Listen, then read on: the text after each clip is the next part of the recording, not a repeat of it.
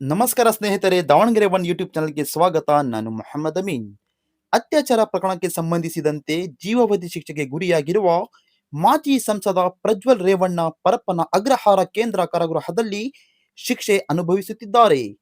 ಕಾರಾಗೃಹದ ನಿಯಮಾನುಸಾರ ಜೈಲಿನಲ್ಲಿ ಕೈದಿಗಳಿಗೆ ವಿವಿಧ ಕೆಲಸಗಳನ್ನು ಹಂಚಲಾಗುತ್ತಿದ್ದು, ಪ್ರಜ್ವಲ್ ರೇವಣ್ಣಗೆ ಅಲ್ಲಿ ಗ್ರಂಥಾಲಯದ ಕ್ಲರ್ಕ್ ಕೆಲಸವನ್ನು ಜೈಲು ಅಧಿಕಾರಿಗಳು ನೀಡಿದ್ದಾರೆ. ವಿಚಾರಣಾಧೀನ ಕೈದಿಗಳು ಹಾಗೂ ಸಜಾಬಂದಿಗಳಿಗೆ ಜೈಲಿನ ಗ್ರಂಥಾಲಯದಿಂದ ಪುಸ್ತಕ ವಿತರಣೆ ಮಾಡುವುದು ಮತ್ತು ಯಾವ ಕೈದಿಗೆ ಯಾವ ಪುಸ್ತಕ ನೀಡಲಾಗಿದೆ ಎಂಬುದನ್ನು ದಾಖಲೆ ಮಾಡುವ ಹೊಣೆಗಾರಿಕೆಗಳಿವೆ.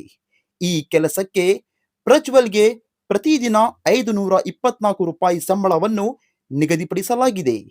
ನೋಂದಣಿ ಮಾಡಿಕೊಂಡು ಕೆಲಸ ಮಾಡಿದ ದಿನದಂದು ಕೂಲಿ ಬರಲಿದೆ.